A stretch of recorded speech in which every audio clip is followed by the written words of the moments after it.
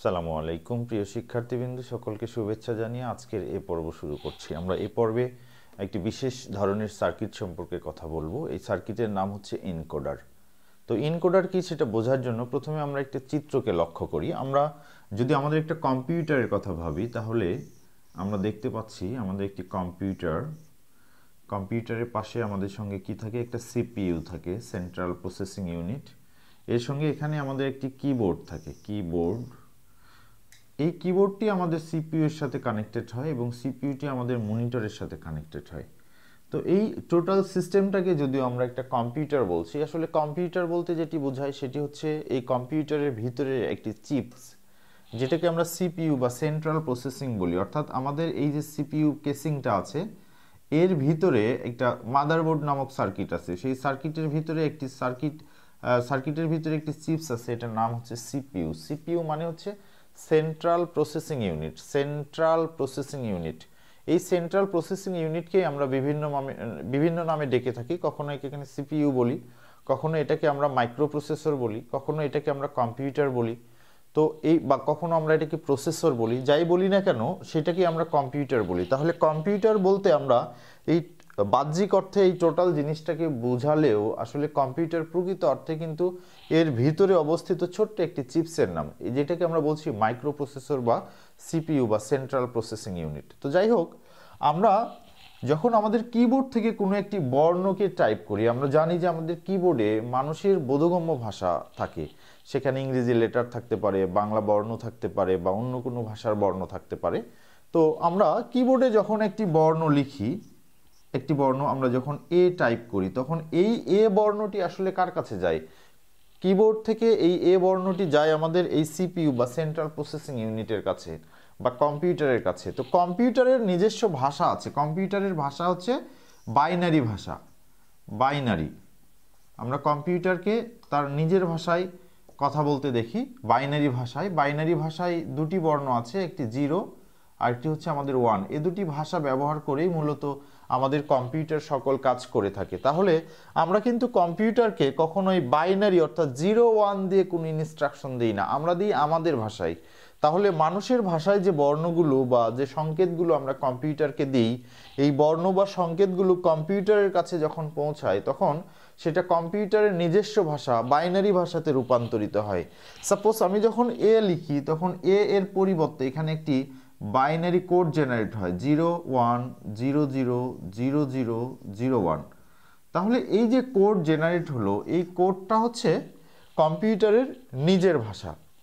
তাহলে আমাদের এই এ বর্ণ থেকে কম্পিউটারের ভাষা বাইনারিতে একটি কোড জেনারেট করার জন্য আমাদের এই কম্পিউটার সিস্টেমের ভিতরে একটি সার্কিট ব্যবহার করা থাকে। এই সার্কিটটাকে আমরা বলছি এনকোডার। তাহলে আমরা যে সার্কিট ব্যবহার করে মানুষের ভাষাকে কম্পিউটারের ভাষায় রূপান্তর করি, সেইটাকে আমরা বলছি এনকোডার। এবং এনকোডারের এই প্রক্রিয়া বা প্রসেসকে আমরা বলছি এনকোডিং। তাহলে আমরা এখানে দুটি টার্ম বললাম, একটি হচ্ছে এনকোডার আর একটি হচ্ছে এনকোডিং। তাহলে এনকোডার কি করে? এনকোডার হচ্ছে আমাদের এই মানুষের ভাষাকে কম্পিউটারের ভাষা বা বাইনারি সংকেতে রূপান্তর করে। এটি এনকোডারের প্রকৃত কাজ। তো এনকোডার যে সার্কিট, সে সার্কিট যদি আমরা তৈরি করতে চাই, তাহলে সেই সার্কিটটি তৈরি করার জন্য আমাদেরকে কিছু লজিক গেট বা আমাদের যে বুলিয়ান অ্যালজেব্রা থেকে প্রাপ্ত সার্কিটগুলো আছে, সেই সার্কিট ব্যবহার করে আরেকটি নতুন সার্কিট তৈরি করতে হবে। যে সার্কিট কি করবে? আমাদের প্রদেয় ইনপুটগুলোকে কম্পিউটারের ভাষায় রূপান্তর করবে।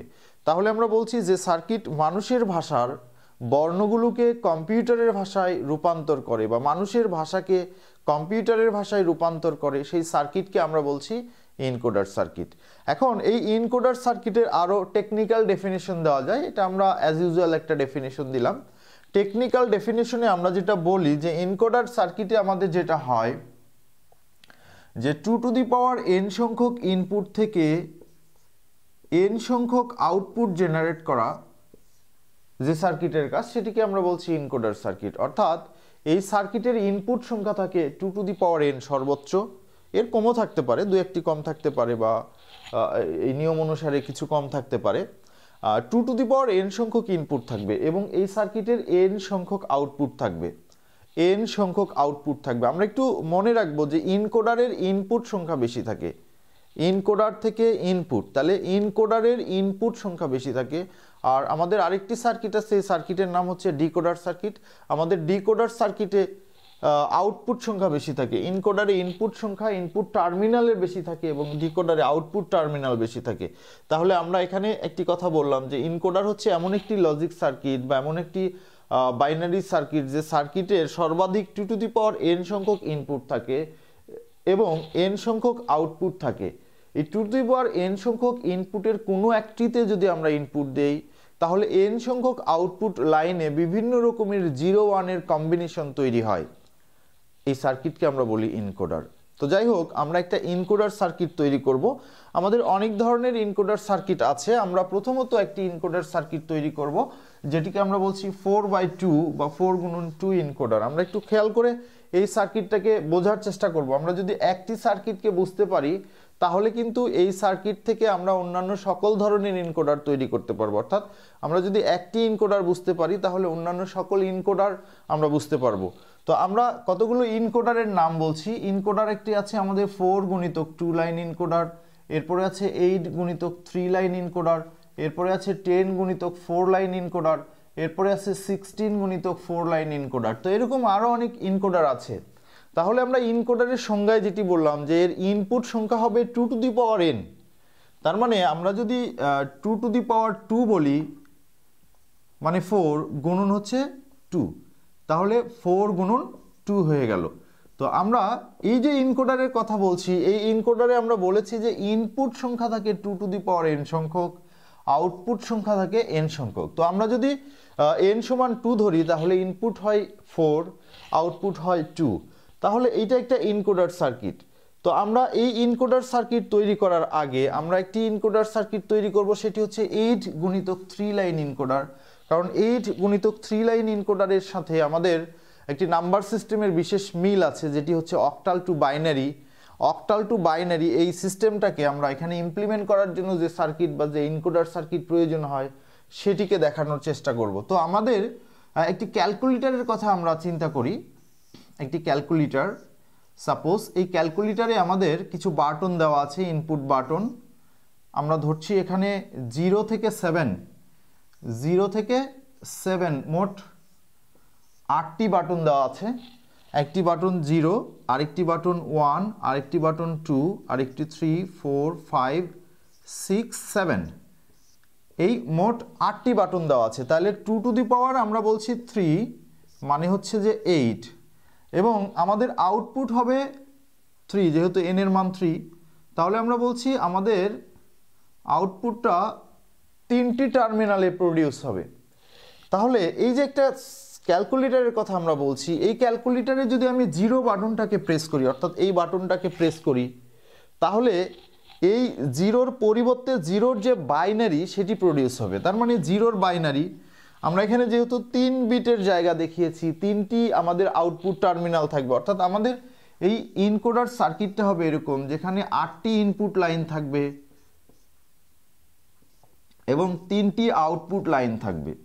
এই 8টি ইনপুট লাইনের কোনো একটিতে যদি আমরা ইনপুট দেই, কোনো একটিতে, তো আমরা এখানে 0 থেকে 7 পর্যন্ত নাম্বারিং করলাম।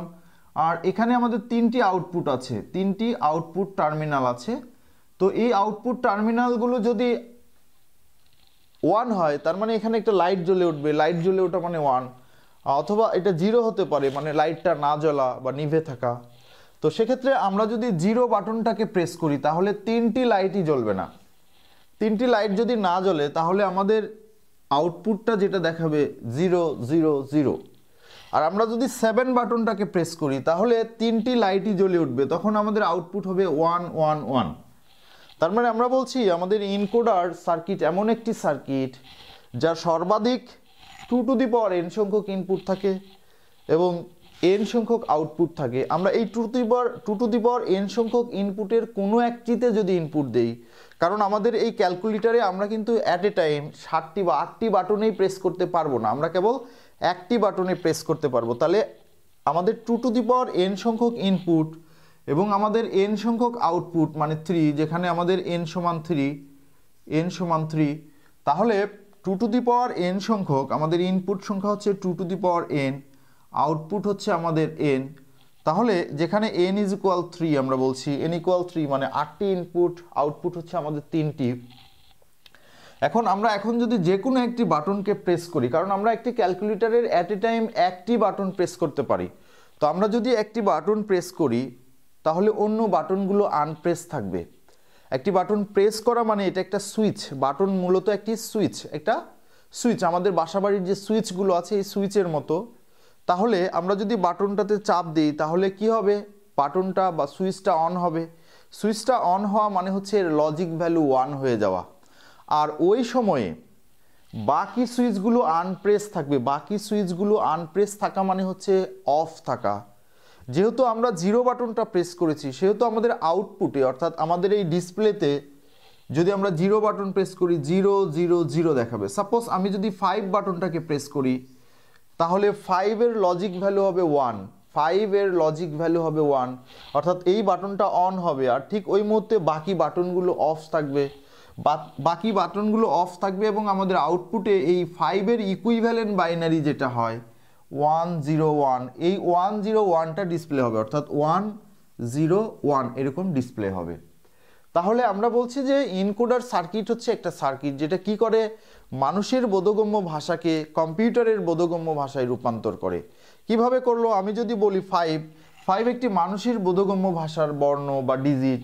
এখন কম্পিউটারের বোধগম্য ভাষা মানে হচ্ছে 0 আর 1, তাহলে আমি যখন 5 বাটনটা প্রেস করব তখন 0 1 এর কোনো একটি প্রডিউস হতে হবে।